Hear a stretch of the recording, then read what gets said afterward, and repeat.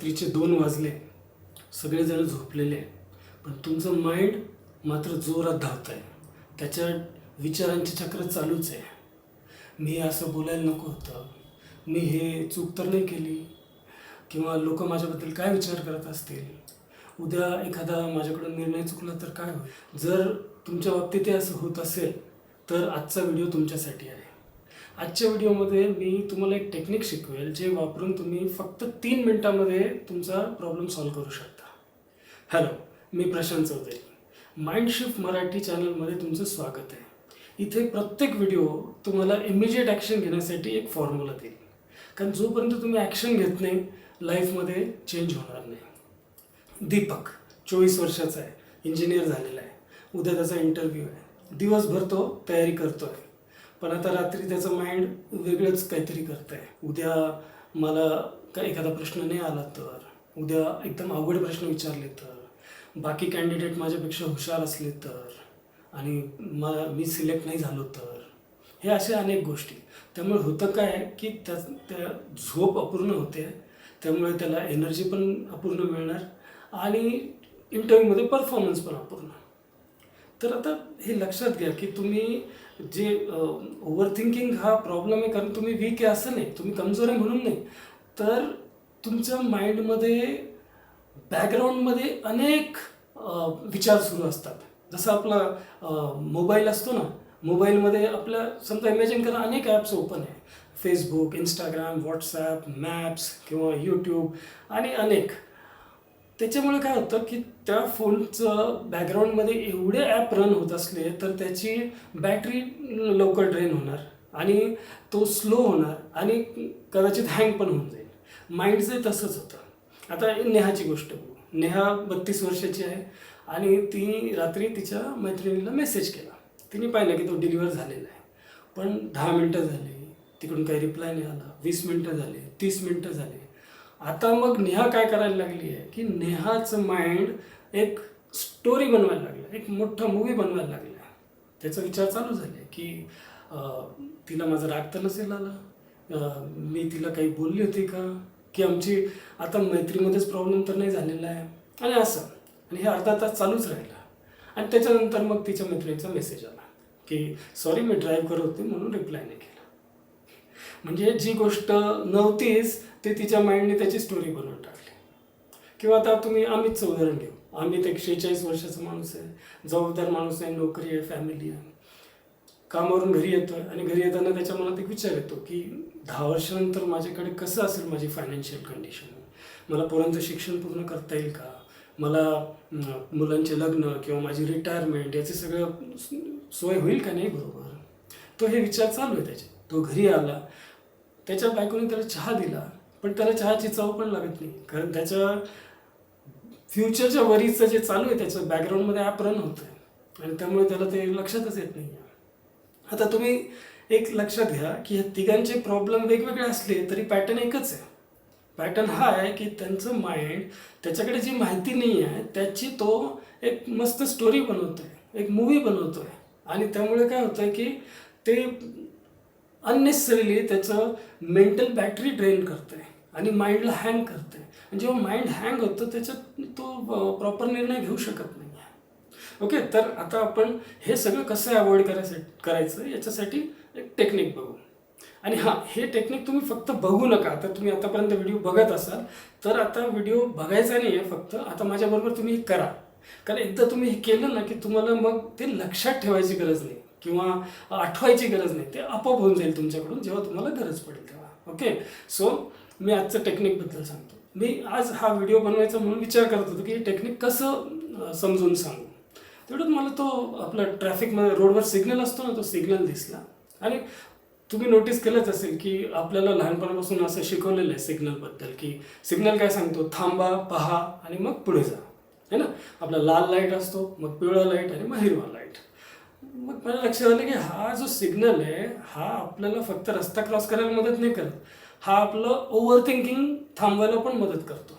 त्याच्याने आपल्याला over thinking पण थांबवता येऊ शकतं. तर हे सिम्पल टेक्निक आहे. ओके, तर काय करायचं आपल्याला 3 गोष्टी, थांबा, पहा आणि पुढे चला.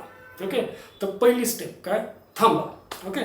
तर आता आता तुम्ही काय करा, तुमचं मनात काहीतरी समजा तुमचे विचार चालले असतील की फ्युचरचे असतील विचार, किंवा तुमच्या रिलेशनशिपचे असतील, पैशांचे असतील, किंवा तुमच्या हेल्थबद्दल असतील, जे काही विचार चालू असतील ते विचार पकडून ठेवा.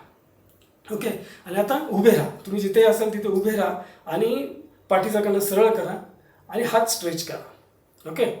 आणि एक मोठा श्वास घ्या, डीप श्वास एकदम, आणि मनामध्ये जोरात म्हणा स्टॉप. ओके.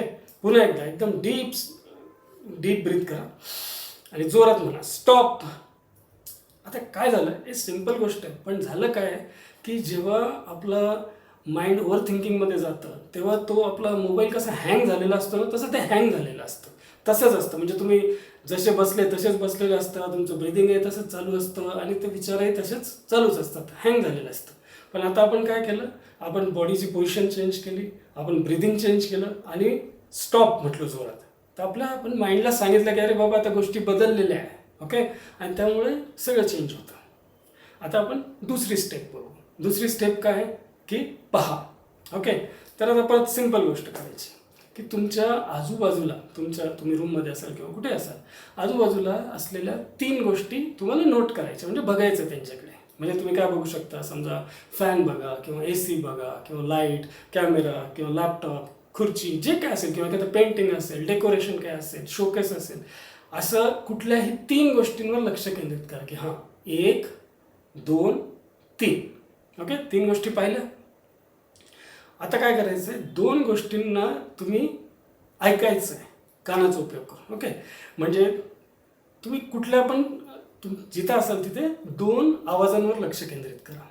म्हणजे काय, उदाहरणार्थ पंख्याचा आवाज असू शकतो, ACचा आवाज असू शकतो, आजूबाजूला मुलं खेळत असतील त्यांचा आवाज असेल, किंवा गाड्या जात असतील रस्त्याने त्याचा आवाज असेल, कुत्रे भुंकत असतील त्याचा, नाही कोणतेही आवाज चालतील, कोणतेही 2 आवाज नोटीस करा. ओके. 1, 2. अच्छा. आता आपल्याला तिसरी गोष्ट काय करायची आहे की आपल्याला आपलं जे फिलिंग आहे ते नोटीस करायचं आहे, त्याच्याकडे लक्ष द्यायचं आहे. फिलिंग म्हणजे काय, कोणी आपल्याला टच केलं, आपल्याला फील होतं ना ते. म्हणजे उदाहरणार्थ आता तुम्ही बसले असाल आणि तुमचे पाय फरशीवर असतील तर त्या फरशीचा जो तुमच्या पायाला स्पर्श होतो त्याच्याकडे लक्ष केंद्रित करा. किंवा तुम्ही खुर्चीवर आहेत, खुर्चीला हात असतील तर तुम्ही हात खुर्चीवर जे ठेवले त्याला टच होत असेल हाताला, ते तुम्ही फील करा. किंवा तुम्ही बसले असाल खुर्चीवर, तुमच्या खुर्चीचं कुशन फील होत असेल तुम्हाला, त्याच्याकडे लक्ष द्या. असं कुठल्याही एका टचकडे, एका फिलिंगकडे बॉडीमध्ये तुम्ही लक्ष द्या. ओके. आता आपण काय केलं, आपण ह्या 3 गोष्टी नोटीस केल्या है ना. 3 वेगवेगळे आपण वस्तू पाहिल्या, त्याच्यानंतर 2 आवाज ऐकले आणि एक आपण टच फील केला. होतं काय की जेव्हा माइंड आपलं ओव्हर थिंकिंग करतं तेव्हा ते एक तर फ्युचरबद्दल विचार करत असतं किंवा पास्टबद्दल विचार करत असतं. पण आपले जे हे अवयव आहेत, आपले डोळे, कान, किंवा आपले हे फिलिंग, आपली स्किन, हे सगळे जे आपले अवयव आहेत किंवा आपले काय म्हणतो याला आपण सेन्सेस म्हणू आपण याला, इंद्रिय, हे फक्त प्रेझेंटसाठीच आहेत. ते प्रेझेंटमध्येच काम करतात. आणि आपण आपल्या माइंडला काय केलं, आपण ह्यांना यांच्याकडे लक्ष द्यायला लावून प्रेझेंटमध्ये आणलं. डोळ्यां थ्रू बघितलं, काना थ्रू ऐकलं आणि टच फील केला, म्हणून माइंड आपलं प्रेझेंटमध्ये आलं आणि तिथं काय झालं, आपलं ओव्हर थिंकिंग स्टॉप झालं. ओके. आता तिसरी स्टेप काय की आपली पुढे चला म्हणजे कुठे चला. तर एक सोपं आहे, सिंपल प्रश्न विचारायचा स्वतःला की आता जे काय चालू आहे त्याच्यामध्ये आत्ता माझ्या हातात काय, ह्या मोमेंटला मी काय कंट्रोल करू शकतो. ओके. कारण काय होतं, हा सिंपल प्रश्न पण खूप पॉवरफुल आहे. जेव्हा आपण प्रॉब्लेमचा विचार करतो तर आपला मेंदू आणखी प्रॉब्लेम आपल्याला दाखवतो. पण जेव्हा आपण म्हणतो की आता माझ्या हातात किंवा माझ्या कंट्रोलमध्ये काय आहे, तेव्हा मग आपला मेंदू सोल्युशनकडे जातो. ओके. आता दीपकचं उदाहरण घेऊ. दीपकचा दुसऱ्या दिवशी जो इंटरव्ह्यू आहे त्याचा रिझल्ट काय येईल ते दीपकच्या कंट्रोलमध्ये आहे का, नाही. पण त्याच्या कंट्रोलमध्ये इमिजिएटली काय की ओके आता मी 1 तास लक्ष देऊन इंटरव्ह्यूची तयारी करेन. तसंच नेहाची मैत्रीण तिच्याबद्दल काय विचार करते याचा तिच्या कंट्रोलमध्ये आहे का, ते नाही. पण तिच्या कंट्रोलमध्ये काय आहे की ती मेसेज केला आहे मी, ठीक आहे, ती रिप्लाय करेल, तोपर्यंत मी दुसरं काहीतरी करते, मी पुस्तक वाचते किंवा दुसरं काहीतरी मन गुंतवते कशात तरी. अमित काय विचार करू शकतो की ठीक आहे 10 वर्षानंतर माझी कशी फायनान्शियल सिच्युएशन असेल हे त्याच्या आत्ता कंट्रोलमध्ये आहे का, नाही, पण त्याच्या कंट्रोलमध्ये काय आहे आता की तो चला 15 मिनटं मी मुलांसोबत आनंदाने वेळ घालवतो, किंवा संध्याकाळी मी वॉकला जाऊन येतो, किंवा पुढच्या आठवड्यामध्ये मी माझे सेविंग्सची जरा नीट स्ट्रॅटेजी बनवतो. ह्या गोष्टी त्याच्या कंट्रोलमध्ये आहे. आणि तो हे करायला लागला की काय होतं, त्याचे निर्णय चांगले होतील. आणि जेव्हा निर्णय चांगले होतात तेव्हा डेफिनेटली तुमचं जे फ्युचर आहे ते पण चेंज होतं. तर हे सिम्पल 3 टेक्निक आहे. आणि हे लक्षात ठेवा की आपलं ओव्हर थिंकिंग म्हणजे आपल्याला आपल्या विचारांशी फाईट नाही करायची, त्यांना बंद नाही करायचं आहे, त्यांना बंद करायचा प्रयत्न पण नाही करायचा आहे. आपल्याला काय करायचं, आपले जे फक्त बॅकग्राऊंड ॲप चालू आहे माइंडमध्ये, ते बॅकग्राऊंड ॲप बंद करायचे. आणि ते कसे बंद करायचे, तर आपल्याकडे हा फॉर्म्युला आहे. आपल्याकडे फॉर्म्युला काय, 3 स्टेप आहे आपल्याकडे. त्या सिग्नलचा जो ट्रॅफिक लाईट आहे त्याच्याकडे लक्ष द्यायचं. काय, हे पहिलं आपल्याला सांगतो की थांबा, पहा आणि पुढे चला. बस हे 3 केलं की आपलं जसं तो सिम्पल आहे. माइंड म्हणजे मोबाईलसारखं आहे आपल्या, त्याच्यात जेवढे बॅकग्राऊंड ॲप रन होत असतील त्याची मेंटल बॅटरी ड्रेन होणार आणि तो हँग होणार. आणि हँग झाला की काही डिसिजन होत नाही आणि सगळंच पुढचं प्रॉब्लेम होतात. त्याच्यासाठी आपल्याला हे 3 स्टेप वापरायचे. आणि हा तुम्ही फॉर्म्युला वापरा आणि मला कमेंटमध्ये कळवा की तुम्हाला काय वाटलं, कसं वाटलं. आणि हा व्हिडिओ त्या व्यक्तीला जरूर फॉरवर्ड करा की ज्याच्या माइंडमध्ये नेहमी भरपूर बॅकग्राऊंड ॲप्स रन होत असतात. ओके. आणि मी नेहमी सांगतो तसं, लाईफचं जर स्टेअरिंग तुमच्या हातात ठेवायचं असेल, परिस्थितीचं नाही, तर चॅनलला नक्की सबस्क्राईब करा. स्टेअरिंग तुमच्या हातात, गोल तुमच्या नजरेसमोर. चला, लाईफ इंटरेस्टिंग, एक्साइटिंग आणि मिनिंगफुल बनवूया. ओके. थँक्यू. धन्यवाद.